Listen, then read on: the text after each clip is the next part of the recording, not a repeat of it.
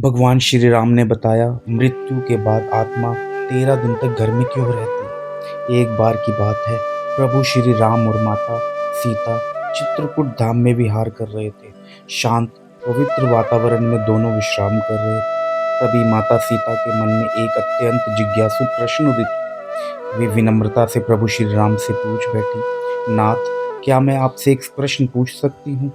भगवान श्री राम ने मुस्कुराते हुए कहा, देवी, आपके मन में जो भी प्रश्न हो निसंकोच पूछिए। माता सीता ने कहा, प्रभु, मैं जानना चाहती हूँ कि जब किसी प्राणी की मृत्यु हो जाती है तो ऐसा क्यों कहा जाता है कि उसकी आत्मा 13 दिन तक अपने घर और इस संसार में बनी रहती है। क्या यह सत्य है? यदि हाँ, तो ऐसा क्यों होता है? वह आत्मा इन दिनों में क्या अनुभव करती है? क्या वह अपने स्नेहजनों को देख सकती है? भगवान श्री राम थोड़े गंभीर हो गए। उन्होंने कहा, हे जानकी, आपके जो प्रश्न पूछा है वह केवल आपका नहीं है। यह प्रश्न समस्त संसार को मार्गदर्शन देने वाला है। इस विषय को जानना सभी के लिए आवश्यक है, क्योंकि जीवन और मृत्यु के रहस्य से अनभिज्ञ रहना अज्ञान के अंधकार से भटकने जैसा है। मैं इस रहस्य को आपसे अवश्य साझा करूंगा, लेकिन उससे पहले जो भी इस दिव्य संवाद को सुन रहे हैं उनसे मेरी प्रार्थना है कि इस ज्ञान को केवल अपने तक सीमित ना रखें, इसे अपने परिवार और मित्रों के साथ साझा करें, ताकि सबका कल्याण हो, आपको जीवन और मृत्यु के रहस्यों की सही जानकारी मिल सके। कहा जाता है कि मृत्यु के 24 घंटे बाद आत्मा अपने घर वापस आती है, अपने परिवार, अपने प्रियजनों, उन स्थानों को देखने जहां उसने अपना संपूर्ण जीवन व्यतीत किया है। लेकिन क्यों? क्या उसे अपनी मृत्यु का आभास होता है? क्या वह अपने परिवार के दुख और विलाप को महसूस कर सकती है? और मृत्यु के बाद आत्मा को अपने कर्मों के फल कैसे प्राप्त होते हैं? यह रहस्य स्वयं मृत्यु के देवता यमराज ने एक बार देवऋषि नारद को बताया था। यमलोक के अधिपति यमराज ने कहा कि आत्मा का यह सफर केवल शारीरिक मृत्यु का अंत नहीं, बल्कि एक नए प्रारंभ की ओर बढ़ने की प्रक्रिया होती है। इस वीडियो में हम आपको वही कथा सुनाने जा रहे हैं जो स्वयं यमराज ने नारद जी को सुनाई थी। यह कहानी आपको मृत्यु के बाद आत्मा के अनुभवों और उसके वास्तविक सत्य को समझने में मदद करेगी। एक बार मृत्यु के देवता यमराज यमपुरी में अपने सिंहासन पर विराजमान थे। चारों ओर दिव्य प्रकाश फैला हुआ था। यमलोक के दूत अपने कार्यों में व्यस्त थे। तभी वहां देव ऋषि नारद का आगमन हुआ। उनके हाथ में दिव्य वीणा थी और मुखमंडल पर तेज झलक रहा था। उन्होंने यमराज को प्रणाम किया। यमराज ने मुस्कुराते हुए उनका स्वागत किया और बोले, देव ऋषि नारद, आज आपके आगमन का क्या कारण है? मुझे प्रसन्नता है कि आप यमलोक पधारे। कहिए, कैसे आना हुआ? नारद मुनि ने विनम्रता से उत्तर दिया, धन्यवाद प्रभु, मैं पृथ्वी लोक का भ्रमण कर रहा था और वहां मैंने एक विचित्र दृश्य देखा जिसने मेरे मन में कई प्रश्न उत्पन्न कर दिए। यमराज जिज्ञासु दृष्टि से नारद जी को देखने लगे और बोले, कौन से प्रश्न? देवऋषि, कृपया बताइए, मैं आपकी जिज्ञासा अवश्य शांत करूंगा। नारद जी बोले, हे धर्मराज, जब मैं पृथ्वी लोक पर था तो मैंने देखा कि एक वृद्ध पुरुष की मृत्यु हो गई है। उसके परिवारजन और रिश्तेदार शोक में डूबे हुए विलाप कर रहे थे और कुछ तो विभिन्न उपाय कर रहे थे ताकि उनकी आत्मा पुनः लौट आए। इस दृश्य को देखकर मेरे मन में गहरे प्रश्न उठे। यमराज जी ने नारद जी की बातों को ध्यान से सुना। नारद जी आगे बोले, मृत्यु एक अटल सत्य है, लेकिन इसके बाद क्या होता है यह रहस्य बना हुआ है। मेरे मन में दो प्रमुख प्रश्न उत्पन्न हुए हैं। पहला यह कि क्या वास्तव में मृत्यु के 24 घंटे बाद आत्मा अपने घर लौटती है? दूसरा यह कि मृत्यु के बाद आत्मा को जो 13 दिनों का सफर बताया जाता है, क्या वह सच में होता है या केवल सुनी सुनाई बातें हैं? नारद जी की जिज्ञासा अत्यंत महत्वपूर्ण थी। यमराज कुछ क्षण मौन रहे और फिर उन्होंने गहरी सांस लेते हुए कहा, देव ऋषि, यह एक गंभीर प्रश्न है। इसका उत्तर प्रत्येक मनुष्य को अवश्य जानना चाहिए। मैं तुम्हें इस रहस्य की पूरी कथा सुनाता हूँ, जिसे समझने से हर जीव मृत्यु के वास्तविक स्वरूप को जान सकेगा। यमराज कहानी शुरू करते हैं। बहुत समय पहले की बात है। एक गांव का युवा जिसका नाम आलोक था, बचपन से ही धार्मिक प्रवृत्ति का था। वह प्रतिदिन तुलसी में जल चढ़ाता, सुबह शाम पूजा पाठ करता और सदा ईश्वर का स्मरण करता। उसके परिवार में उसके पिता, पत्नी और एक छोटा सा बच्चा था। माँ का देहांत कई वर्षों पहले ही हो चुका था और अब उसके पिता भी लंबे समय से बीमार थे। समय बीतता गया।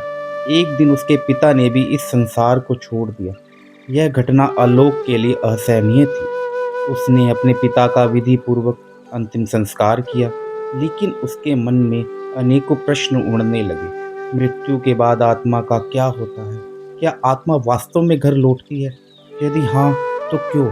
इन प्रश्नों के उत्तर खोजने के लिए वह एक आध्यात्मिक यात्रा पर निकल पड़ा। कई गांवों और जंगलों से होते हुए अंततः वह एक आश्रम पहुंचा, जहां एक तेजस्वी संत ध्यान मग्न थे। आलोक ने उनके चरणों में गिरकर पूछा, गुरुदेव, मृत्यु के बाद आत्मा का क्या होता है? क्या यह सत्य है कि मृत्यु के 24 घंटे बाद आत्मा अपने घर लौटती है? संत मुस्कुराए और बोले, बेटा, यदि तुम इस रहस्य को सच में समझना चाहते हो, तो तुम इसे जंगल में और आगे बढ़ना होगा। वहाँ तुम्हारे सभी प्रश्नों के उत्तर तुम्हारा इंतजार कर रहे हैं। आलोक ने श्रद्धा से सिर झुकाया और कहा, गुरुदेव, मैं ये यात्रा करने के लिए तैयार हूँ। कृपया मुझे मार्ग दिखाइए।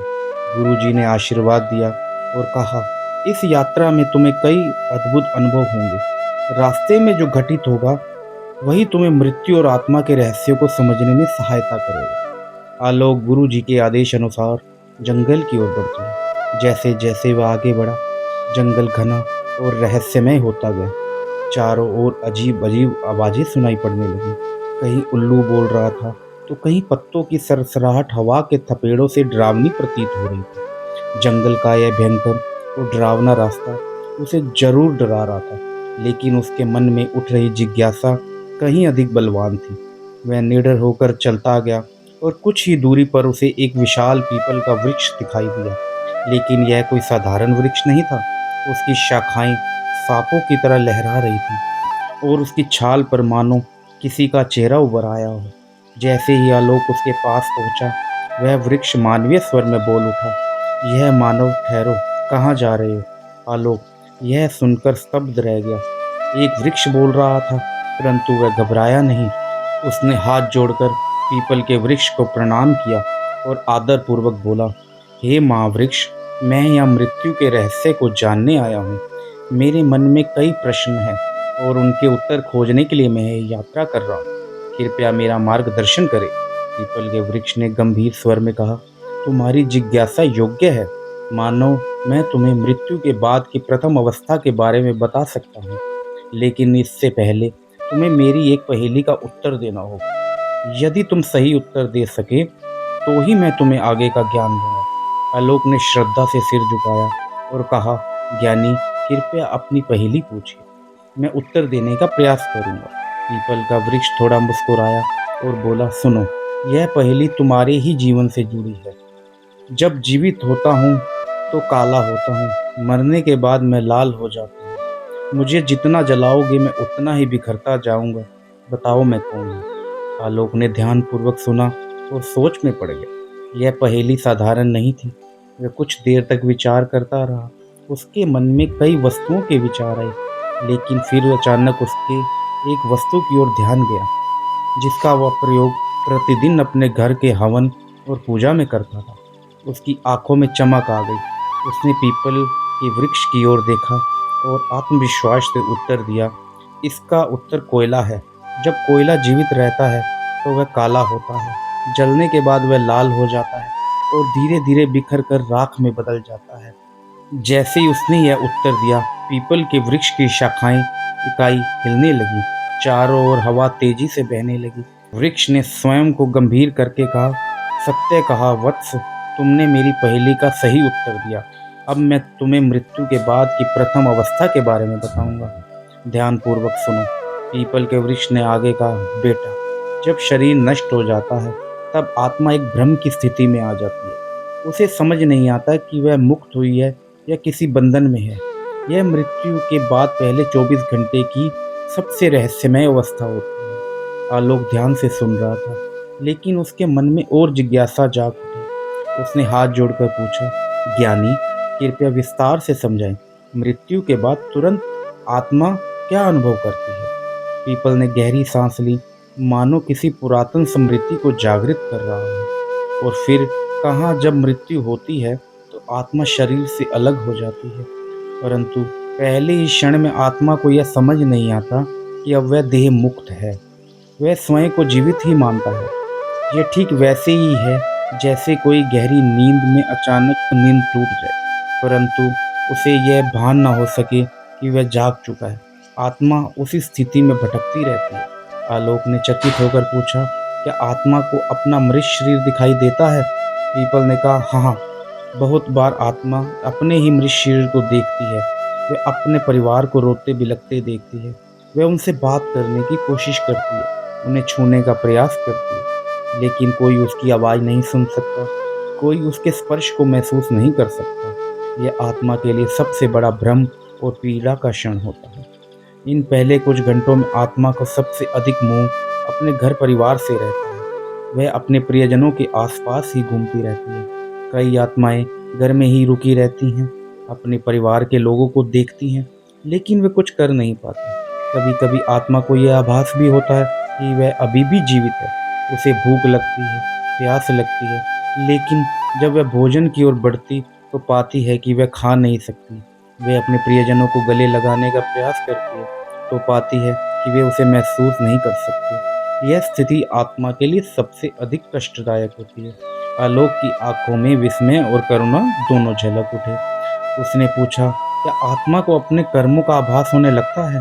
पीपल का स्वर और गंभीर हो गया और उसने आगे कहा, हाँ, जैसे जैसे समय बीतता है आत्मा को धीरे धीरे अपने कर्मों का आभास होने लगता है। यदि उसके जीवन में अच्छे कर्म थे तो उसे भीतर से शांति अनुभव होती है, लेकिन यदि उसने बुरे कर्म किए थे, किसी का दिल दुखाया था, अधर्म किया था, तो वह पीड़ा से भर उठती है। उसे अपने ही पापों का बोझ महसूस होने लगता है। कई आत्माएं इतनी अशांत होती हैं कि वे घर के भीतर ही अटक जाती हैं और उनका शरीर जलाया जाता है, तब भी वे वहीं भटकती रहती हैं। इसीलिए शास्त्रों में कहा गया है कि मृत्यु के तुरंत बाद गीता का पाठ करना चाहिए, आत्मा के लिए प्रार्थना करनी चाहिए, ताकि वे अपने मोह को त्याग कर आगे की यात्रा पर बढ़ सके। 24 घंटे के भीतर आत्मा को धीरे धीरे यह समझ आने लगता है कि अब वह इस संसार में नहीं रही, लेकिन तब तक उसका मूल्य इतना अधिक बढ़ जाता है कि वह अपने घर वापस लौटती है।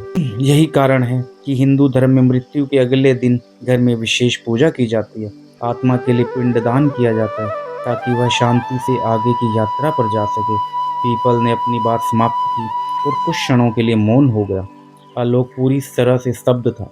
उसे अब समझ आ रहा था कि मृत्यु केवल एक अंत नहीं, बल्कि एक नई यात्रा की शुरुआत होती है।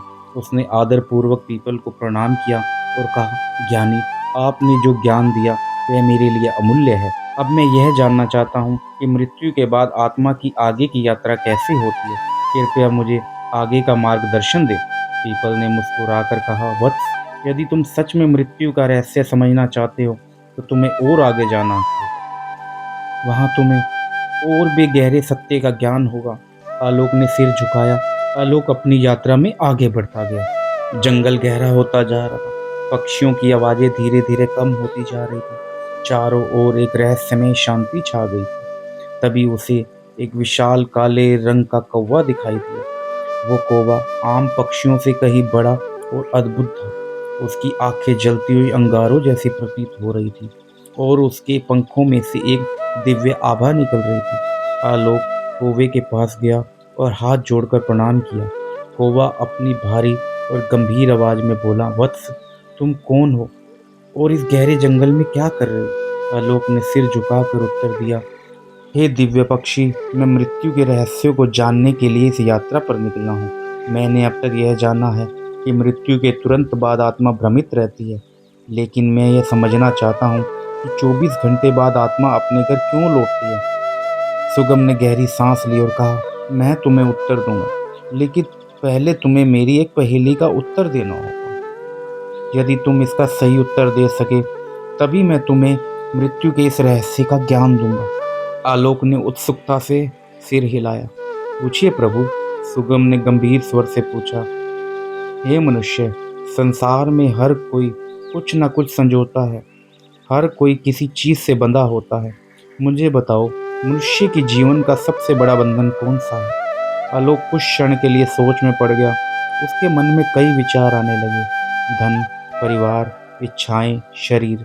लेकिन कौन सा सबसे बड़ा बंधन है?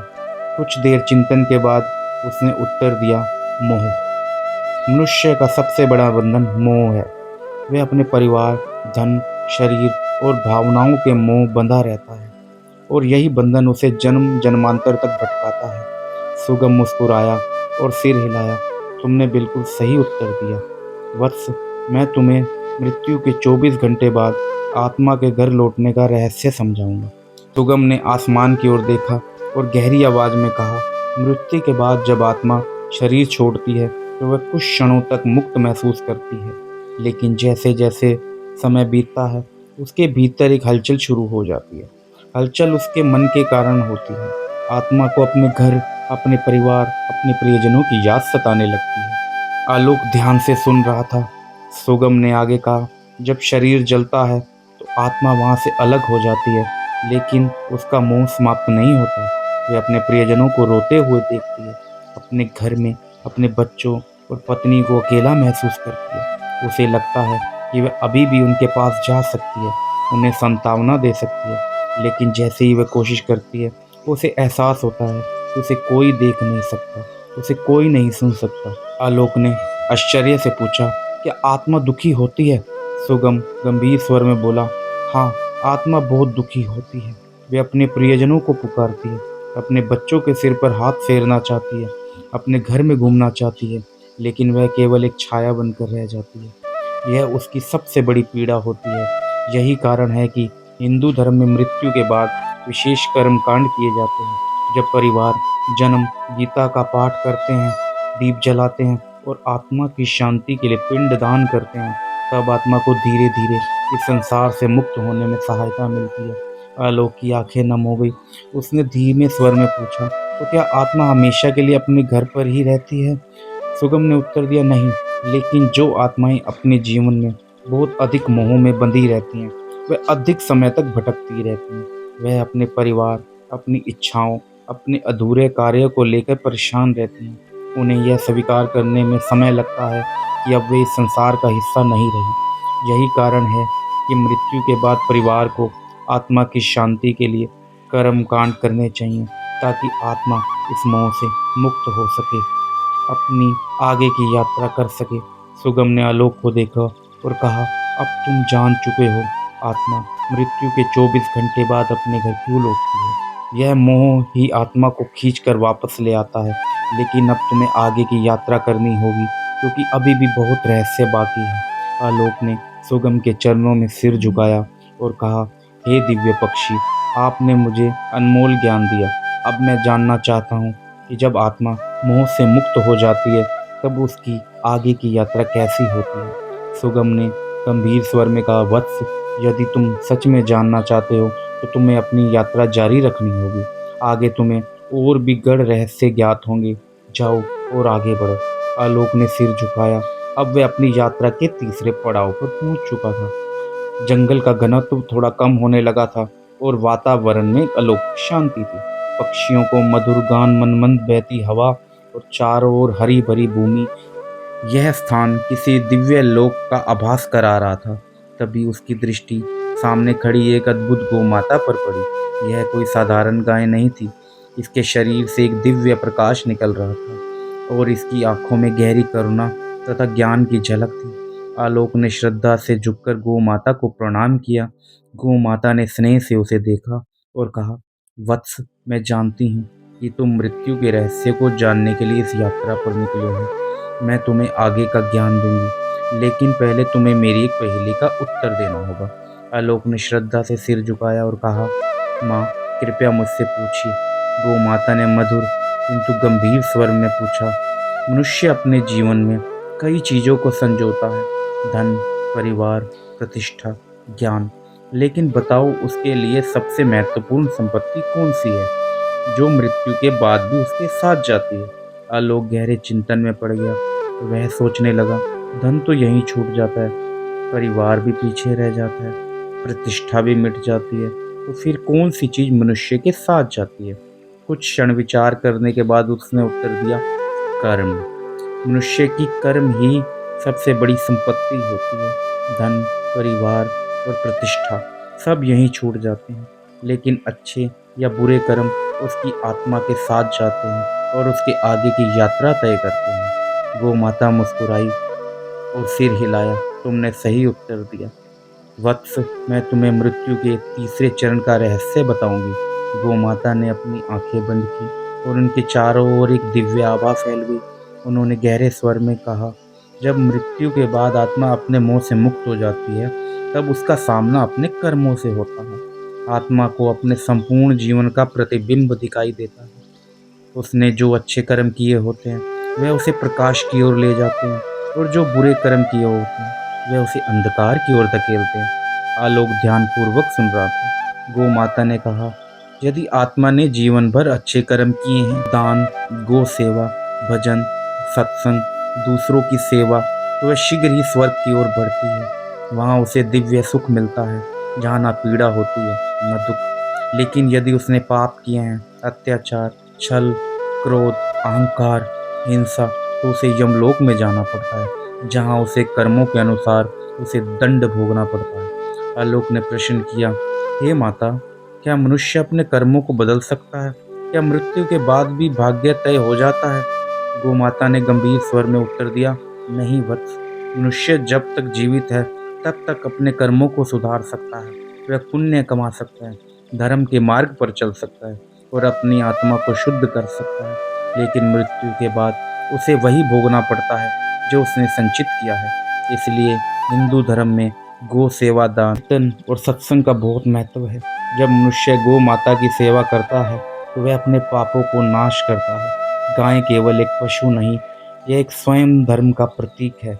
इसके स्पर्श से ही पाप नष्ट हो जाते हैं और इसकी सेवा करने से पुण्य संचित होते हैं। गौ माता ने आगे समझाया, जब आत्मा अपने कर्मों का लेखा जोखा देखती है, तब उसे पता चलता है कि उसने जीवन में क्या अर्जित किया। जो पवित्र आत्माएं होती हैं वे आनंद से आगे बढ़ती हैं, लेकिन जो पापी आत्माएं होती हैं वह भय से कांपती हैं। वे सोचती हैं यदि उन्हें दूसरा जन्म मिले तो वे अपने जीवन को सुधार लेंगी, लेकिन तब तक बहुत देर हो चुकी होती है। और लोग की आंखों में चिंता झलकने लगी। उसने श्रद्धा से कहा, गो माता, आपने मुझे एक बहुत बड़ा ज्ञान दिया। अब मैं अपने कर्मों पर ध्यान दूंगा, ताकि जब मेरी मृत्यु हो तो मुझे यमलोक ना जाना पड़े। गो माता ने आशीर्वाद दिया और कहा, वत्स, तुम्हारी यात्रा अभी समाप्त नहीं हुई। आगे तुम्हें और भी रहस्य जानने हैं। जाओ और अपनी यात्रा जारी रखो। आलोक ने गौ माता के चरणों में सिर झुकाया और पुनः अपनी यात्रा के अगले चरण की ओर बढ़ चला। आलोक की यात्रा अब अपने अंतिम पड़ाव की ओर बढ़ रही थी। वह चलते चलते एक विशाल नदी के किनारे जा पहुंचा। यह कोई साधारण नदी नहीं थी।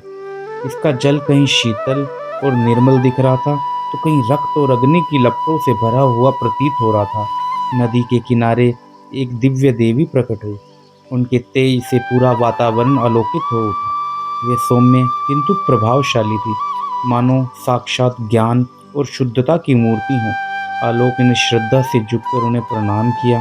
देवी मुस्कुराई और मधुर स्वर में बोली, वत्स, मैं जानती हूँ कि तुम मृत्यु के रहस्य को समझने के लिए इस कठिन यात्रा पर आए हो। मैं तुम्हें वैतरणी नदी का रहस्य बताऊंगी, लेकिन पहले तुम्हें मेरी एक पहेली का उत्तर देना होगा। आलोक ने सिर झुकाकर कहा, हे माँ, कृपया पूछिए। देवी ने गंभीर स्वर में पूछा, बताओ वत्स, इस संसार में मनुष्य का सबसे बड़ा भ्रम क्या है? आलोक कुछ क्षण सोचता रहा, फिर उसने उत्तर दिया, महामनुष्य का सबसे बड़ा भ्रम यह है कि वह सोचता है कि यह शरीर और यह संसार स्थायी है। वह मृत्यु को भूलकर सांसारिक मोह में डूबा रहता है। लेकिन जब मृत्यु का समय आता है तब उसे समझ में आता है कि यह सब नश्वर है, केवल आत्मा अमर है। देवी मुस्कुराई और कहा, वत्स, तुमने सत्य को पहचान लिया। अब मैं तुम्हें वैतरणी नदी के रहस्य का ज्ञान दूंगी। देवी ने समझाया, वत्स्य, यह वैतरणी नदी है। यह यमलोक और पितृ के बीच बहती है।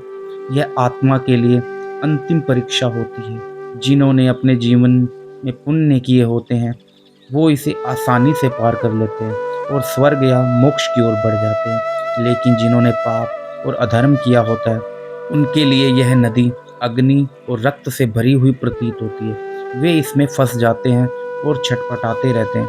आलोक भय और विस्मय से ये दृश्य देख रहा था। उसने प्रश्न किया, माँ, आत्मा के लिए यदि नदी इतनी महत्वपूर्ण क्यों है? देवी ने उत्तर दिया, बस यह नदी आत्मा की अंतिम परीक्षा है। यहाँ उसके जीवन के कर्मों का प्रतिबिंब है।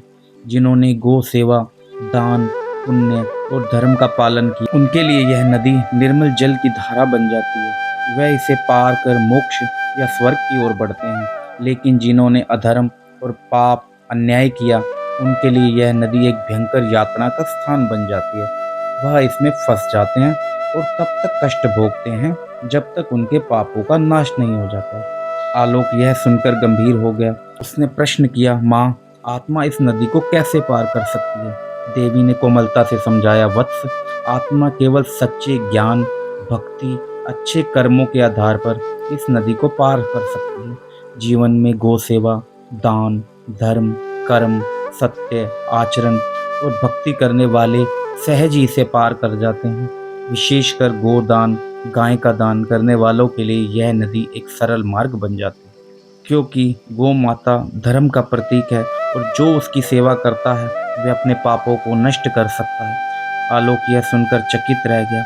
उसने एक और प्रश्न किया, माँ, यदि कोई व्यक्ति जीवन में अच्छे कर्म ना करे तो वह क्या कभी इस नदी को पार नहीं कर सकता? देवी ने गंभीर स्वर में उत्तर दिया, वत्स, ब्रह्मांड कर्मों के नियम से चलता है। यदि आत्मा वेतरणी को पार कर ले तो वह स्वर्ग की ओर बढ़ती है, यदि नहीं तो उसे यमलोक में न्याय के लिए भेजा जाता है, जहाँ उसके कर्मों का हिसाब होता है। जो आत्माएं इसे पार नहीं कर पाती वह भटकती रहती हैं। वे पुनर्जन्म के चक्र में फंस जाती हैं और कई जन्मों तक कष्ट सहती हैं। आलोक की आँख खुल चुकी थी।